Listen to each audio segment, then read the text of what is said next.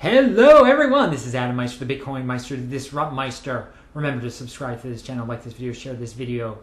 Email me if you need a crypto consultation or help installing your Bitcoin Trezor at adam@trezorhelp.com. I haven't said that for a while, and you haven't seen this background in a while. Indeed, I am back. I'm getting back into the swing of things. I still need to catch up on the comments. Sorry, guys.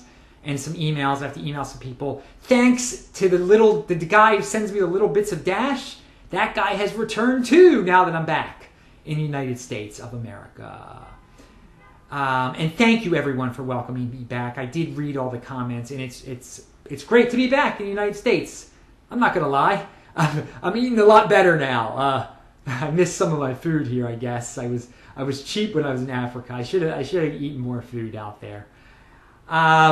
And speaking of Africa, it is a true honor to be part of the process of jump-starting the Bitcoin communities in Africa.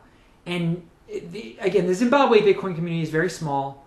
The conference went very well, and they need Westerners, people from America specifically, I guess, to come out there and just get the marketing going.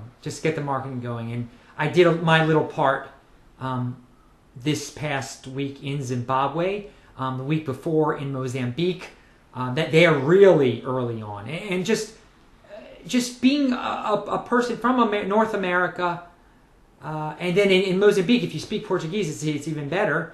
If you can just spread the word when you're out there, you're making a huge difference. I'm really serious about this because Bitcoin is not popular out there yet, but people have heard of it and they want to get their hands on it, and there's a lot of confusion about it, a lot of fear about scams. So if you're out there as a representative, you're doing a lot of good on the ground.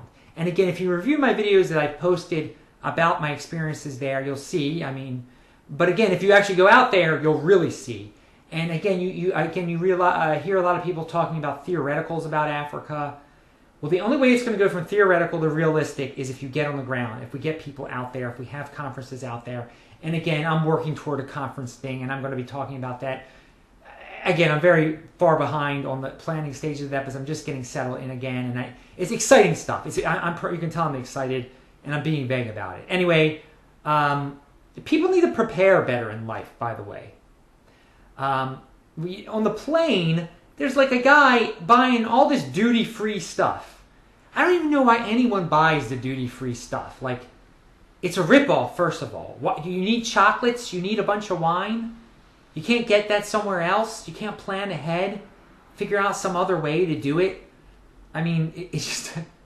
Are people that foolish they think they're getting a deal on these? Don't buy anything at an airport. Bring your food with you. Don't buy food on the airplane if you're... people just don't plan. And this spills over into their mainstream financial lives also. Everyone in America could have Bitcoin if they wanted to. Okay, they could easily get on Coinbase. But they don't plan. They do not plan. They don't care. They think Hillary Clinton's going to solve their problem. Donald Trump's going to solve their problem. Who knows what they think? But they're wrong. You have to solve your own problems. You have to plan ahead in life, people. So that duty-free thing, oh my God, does it stick out in my head. I don't know why people do that. Anyway, Bitcoin is at $746, which is really great. I'm excited. Is it because OPEC cut production of oil and prices are going up? I just pulled that out of my butt. I don't know why. Maybe there's a lot of people want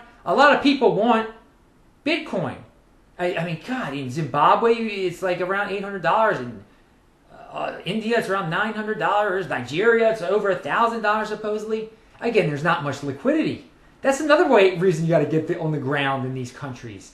You get on the ground, you'll figure out ways to sell your Bitcoin to the people. And by the way, I feel bad for Zimbabwe. I know they introduced the bond notes yesterday. I haven't even been following it, so good luck to everyone there. We were talking about that. Bond notes are like basically their currency again, so they could get into trouble. Dollar will become even more scarce there. God, you should see the lines, people. You can go to Harare right now. People are waiting in line during the day, at least. It's just an amazing sight to see. And, people have... This is... Certain governments can mess things up. And then people are sad I mean, when Robert Mugabe dies eventually, am I supposed to be sad? Am I supposed to be sad, guys, when Robert Mugabe dies? Tell me, please. I'd love for you to tell me after I just saw bank lines, and I waited in a bank line. I waited in a bank line because when I had to get my visa to go to Mozambique, they made me wire my money, and I think I told everyone this, but I'll say it again. Wire my money from a Zimbabwe bank to their Zimbabwe bank. So luckily I had a friend there who hooked me up. But so I waited in their line, and I saw the security, and I saw the faces. And so Robert Mugabe's an old man now, and he will die in the next few years, and we'll see if there's change there or not. But am I supposed to not? I mean, when other people have died, you know, people are like, oh, how can you be happy? Someone's dead. Oh, how could he didn't do anything wrong? And so statist, it's, you know, the statism out there. People, you know, what I've learned is not everyone that's into Bitcoin is against statism. Some people don't realize how the two are, I feel, are opposites. Like the state worship, to me, thinking these people are going to solve our problems has nothing to do with Bitcoin. Bitcoin is the opposite. You're solving your own problem. You're not relying on these corrupt governments. And every single one of them is corrupt. And you know, when these leaders who do these financial shenanigans, when they pass away, why should anyone be sad? Why should anyone be? Yes, they're human beings. There are a lot of nasty human beings out there, okay? So stop the state worship. Stop the state worship, people. Get out of that paradigm. It took me a while to get out of that paradigm. I don't think I started getting out of it until 2011. Watch Doug Casey, watch Doug Casey, watch Doug Casey. And you will soon be speaking a little bit more like me, and you'll be working for yourself, traveling all over the world. Because as you can see, that's what my mindset gets me. I mean, whether you like it or not. I don't mean to sound like a jerk. But if you want to worship the state, go have a regular job, work for the state or whatever. Worry about when they're going to give you time off and, oh, my medical care, they're going to take care of me. All right, that's a tangent. I wasn't even planning on getting on it. Oh, so Bitfinex is going to cover Monero, is going to sell Monero. Actually, Apolacini. I can't even pronounce his name right. He's from Norway, I believe. I love him. He's a Monero fan, always posting on my page. He told me about it, but guess what? The Bitfinex already posted. They're already selling Monero now. They had a tweet. You can go there. It's selling for $9. So, and I guess it has been boosted up because of this Bitfinex selling it. Now, why people still care about Bitfinex so much is beyond my comprehension. Since they've been hacked before, I don't trust them one single bit. But they're a major player. Everyone makes them out to be a major player. All the 19-year-olds that are gambling on altcoins like them for some reason.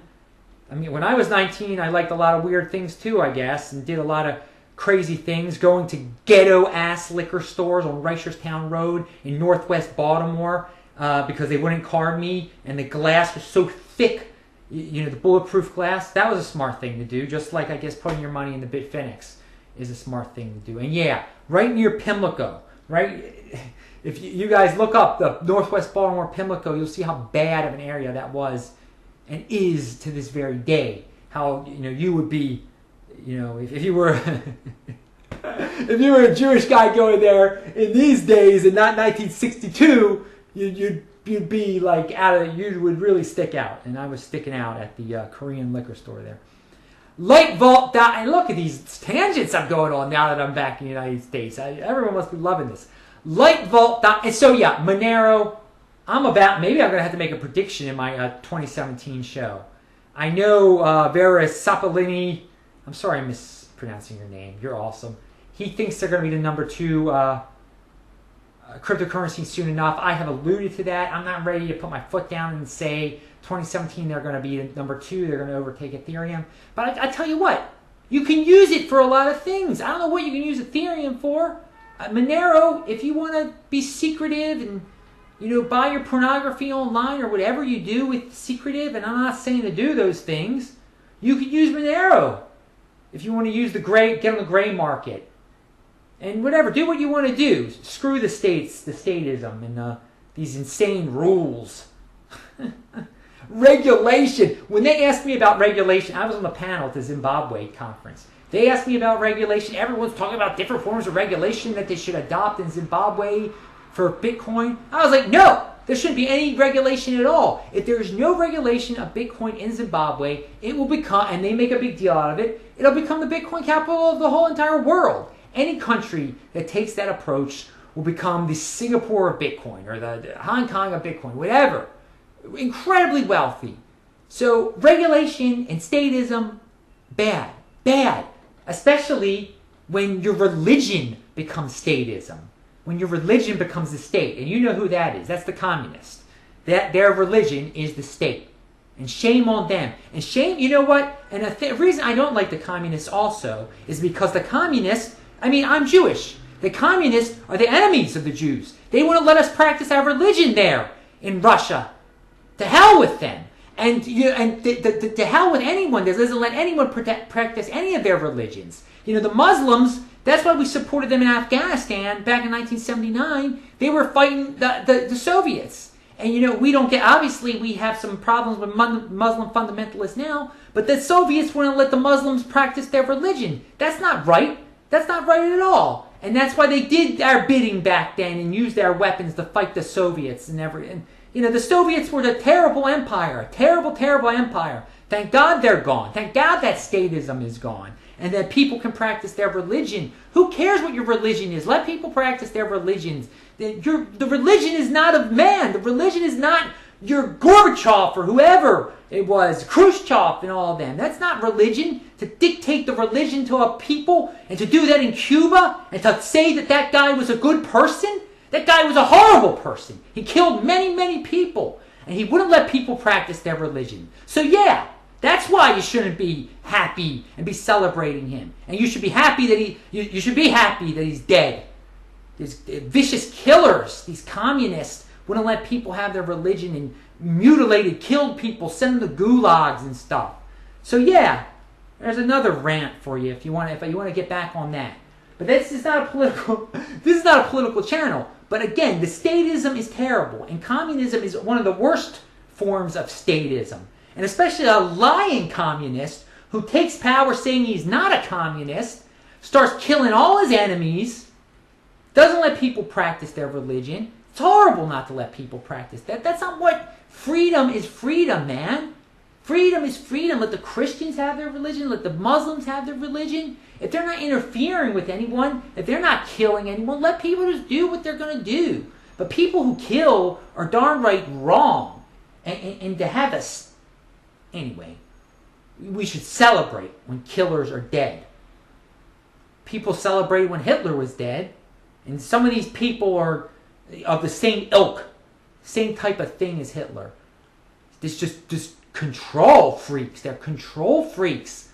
They're just, why does everyone want to have control over other people's lives, for God's sakes? Completely ridiculous. Lightvault.net is a nice site. Nice Litecoin site. I was playing around with it. I thought it was smooth. I thought it was cool. And again, it reminded me that, you know, people in the third world want donations. People want donations for third world people. They just want little teeny donations. Litecoin is the perfect thing. It's around $4. You give one Litecoin. That's it. Isn't that really easy? Just giving one Litecoin and you know you've done your part. So Litecoin, maybe you should go out on that limb there and market yourself as this like donation coin. And like get in contact with charities all over the world and say, hey, it's really simple. You don't have to worry about giving 0.00625667 Bitcoin. You can give one Litecoin and it'll feed somebody in Madagascar for a day or a year or whatever it is. Benjamin MGTOW asked about Coinbase doesn't seem to allow instant buys for Bitcoin anymore. Is anyone else having this problem, or is this another freak incident of Coinbase? We know we've had all these freak things happen to Coinbase. Okay, that was quite a show today. Tell me what you think in the comment section. I'm Adam Meister, the BitcoinMeister. I will talk to you later.